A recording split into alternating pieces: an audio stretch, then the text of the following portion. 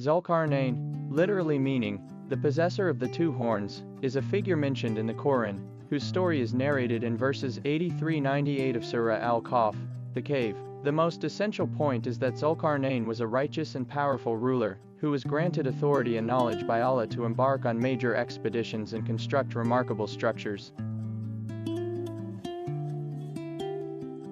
Identity and background. While the Quran does not explicitly reveal Dhul-Qurnayn's identity, there are differing views among Muslim scholars regarding who he was. The most widespread belief is that Dhul-Qurnayn was a title given to Alexander the Great 356-323 BCE, the Macedonian king who conquered an empire stretching from Greece to northwest India.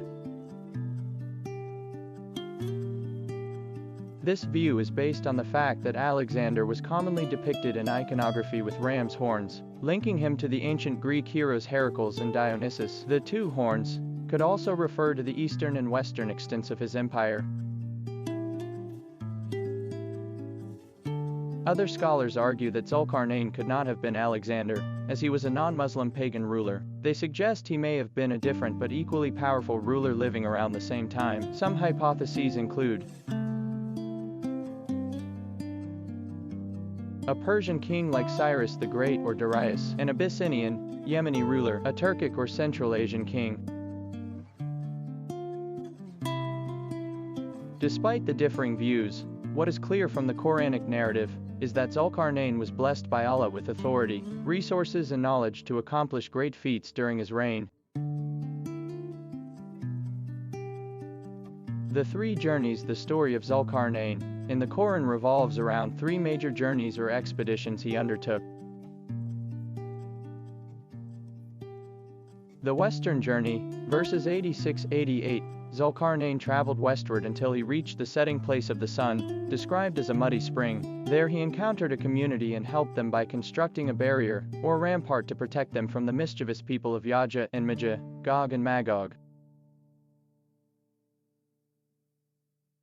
The Northern Journey, verses 89-92, he then traveled northward until he reached a people who could hardly understand speech. They asked for his help against the oppression of Ya'juj and Ma'juj. Dhul-Qurnayn refused to construct anything, but advised them that the barrier he had built in the west was sufficient protection from Gog and Magog's corrupting influence. The Eastern Journey, verses 93-98, finally, Dhul-Qurnayn journeyed eastward until he came to a place between two mountains where he found a people who could hardly understand speech. They asked him for protection from Ya'juj and Ma'juj in exchange for wealth, but he politely declined their offer, stating that the power granted to him by Allah was sufficient. Instead, they brought him materials like iron and he constructed a massive rampart, or barrier, by melting the iron and pouring it into the gap between the two mountains to block the passage of Gog and Magog. The barrier against Gog and Magog. One of the most significant achievements mentioned in Dhul-Qurnayn's story is the construction of a massive barrier, or rampart, to hold back the mischievous tribes of Ya'juj and Ma'juj, Gog and Magog. In Islamic eschatology, Gog and Magog represent evil, corrupted and barbaric tribes that will be released towards the end of times to wreak havoc on earth before being destroyed by Allah. Their story is also mentioned in the Bible and ancient Persian folklore. The Quran states that Dhul-Qurnayn constructed this formidable barrier, a rampart of iron and molten copper, by harnessing his resources, authority and knowledge from Allah. This barrier was built between two mountains to block the passage of Gog and Magog's tribes, protecting civilized societies from their corruption until the time decreed by Allah. 1.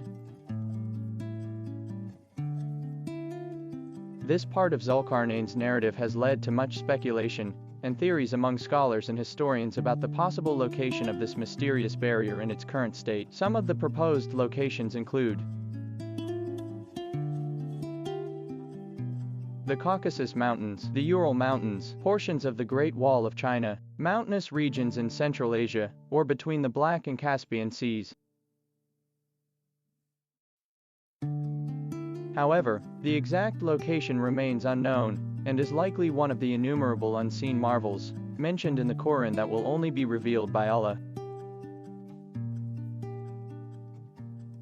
Lessons from Dhul-Qurnayn's story. Beyond the intriguing historical and geographical elements, the story of Dhul-Qurnayn provides significant moral and spiritual lessons that are highlighted in the Quranic narrative. Power and authority are granted by Allah. The Quran emphasizes that all the achievements of Dhul-Qurnayn, including his conquests, ability to construct magnificent barriers, and subdue obstinate tribes, were made possible only by the authority, resources and knowledge bestowed upon him by Allah. This highlights that true power belongs to Allah alone. Using one's abilities for good despite being granted immense power, Dhul-Qurnayn used it to protect the oppressed, construct beneficial structures and apply his knowledge solely for the welfare of humanity. This exemplifies using one's talents and abilities in the path of righteousness. Humility before Allah. When offered vast amounts of wealth by a community in exchange for his services, Dhul-Qurnayn humbly declined and stated that the power given to him by Allah was sufficient. This displays a humble, unselfish character devoted to his cause rather than personal gain. Accountability on the Day of Judgment. In verses 97-98, Dhul-Qurnayn warns that the formidable barrier he constructed will eventually be brought down when Allah wills, indicating that all human achievements are temporary, and everyone will be accountable on the day of resurrection. In essence, the story of Dhul-Qurnayn focuses on his moral character, devotion to Allah and using his God-given abilities to benefit humanity rather than oppressing them. It serves as a parable of an ideal, righteous ruler who remains grounded in faith despite being granted immense power and control over the world.